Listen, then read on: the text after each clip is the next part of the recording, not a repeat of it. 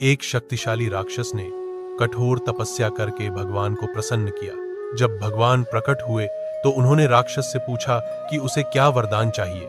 राक्षस ने भगवान के मनमोहक रूप की प्रशंसा करते हुए कहा कि जब वे मुस्कुराते हैं तो उनके गाल बहुत प्यारे लगते हैं। लेकिन जब भगवान ने वरदान मांगने को कहा तो राक्षस ने एक चौंकाने वाला अनुरोध किया।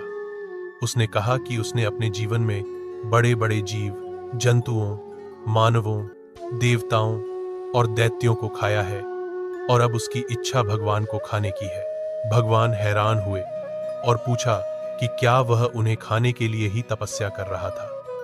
राक्षस ने उत्तर दिया कि हाँ, उसे पता था कि भगवान तभी प्रकट होते हैं जब कोई उनकी तपस्या करता है, इसलिए उसने हजारों वर्षों तक तपस्या की ताकि वरदान में वह भगवान को ही खाने के लिए मांग सके।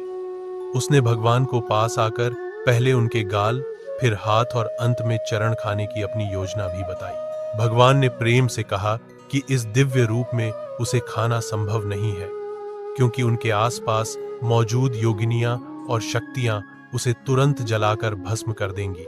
हालांकि भगवान उसकी तपस्या की इच्छा पूरी करना चाहते थे। उन्होंने कहा कि समय आने पर राक्षस एक कीड़े के रूप में गंडकी नदी में जाएगा। भगवान ने स्वयं उसे वरदान दिया कि जब वह वहां शालिग्राम बनकर आया करेंगे तो राक्षस उन्हें खाया करेगा। इस खाने से ही शालिग्राम के अंदर भगवान के विभिन्न रूप प्रकट होने लगेंगे। इस प्रकार भगवान ने उस राक्षस की इच्छा पूरी की और उसे खूब जी भरकर खाने का वरदान दिया।